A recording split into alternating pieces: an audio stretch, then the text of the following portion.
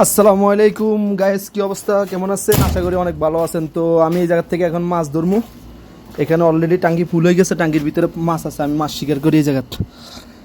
তো এখন আমি ডাক্কানটা উঠাইতে আসি যে পানির কি অবস্থা। ওরে সাংঘাতিক পানি তো প্রচুর, এটার ভিতরে মাছ ধরবো কীভাবে, পানিগুলো কিছুটা কিছুটা পানিটা উপরে ফলাইতে হইব, তারপরে মাছ ধরার একটা সুযোগ পাবো। তো সম্ভবত পানির নিচে অনেক মাছ আছে, আমি ধরার চেষ্টা করতেছি যে মাছ পাই কিনে জায়গাত।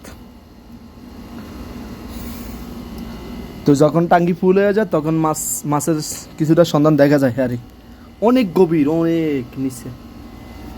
তা আমি মাছ ধরার চেষ্টা করতেছি, দেখি মাছ পাই কিনে এই জায়গাত। বাড়ি নিয়ে আসছি পানি ইচ্ছার জন্য, এখন আমি পানি ইচ্ছেছি, আজকে দেখবো যে জায়গাত মাছ পাই কিনা।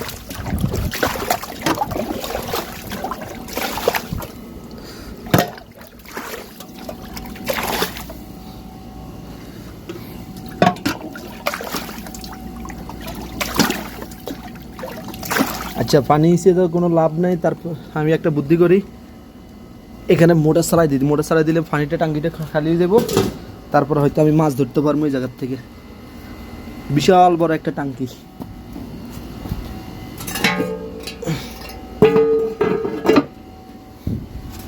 আপাতত আমি এই জায়গায় বসে রয়েছি, দেখি মাছ উঠে কিনা উপরে। পানি উপরে চলে এসেছে কিন্তু মাছের কোনো খবরই নাই।